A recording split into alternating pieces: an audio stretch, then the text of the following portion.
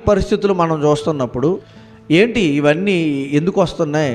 అసలు మనుషుల మధ్య మనుషులకు ఎందుకు ఇలాంటి గొడవలు వస్తున్నాయి?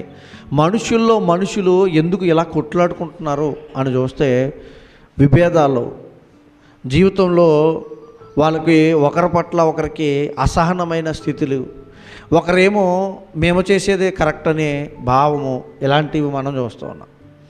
అయితే ఇవన్నీ ఎప్పటి నుంచో ఉన్నాయండి, భూమి మీద ఎప్పటి నుంచో జరుగుతున్నాయి.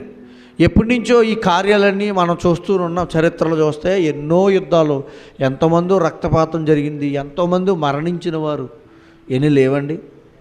అయితే మన వాక్యాన్ని ఆలోచించగలిగితే దేవుడు మనకి బోధ కలిగి నిమిత్తం కొన్ని రాయబడ్డాయి అంటున్నాడు, కొన్ని చరిత్రలో జరిగినాయి అంటున్నాడు. ఎందుకంటే ఇప్పుడున్న మానవాళి బుద్ధి తెచ్చుకోవాలి.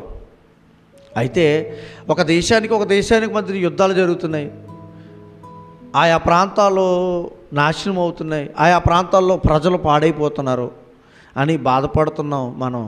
అయితే ఆత్మీయంగా మన మధ్యన కూడా యుద్ధాలు జరగడం మనం చూస్తాం.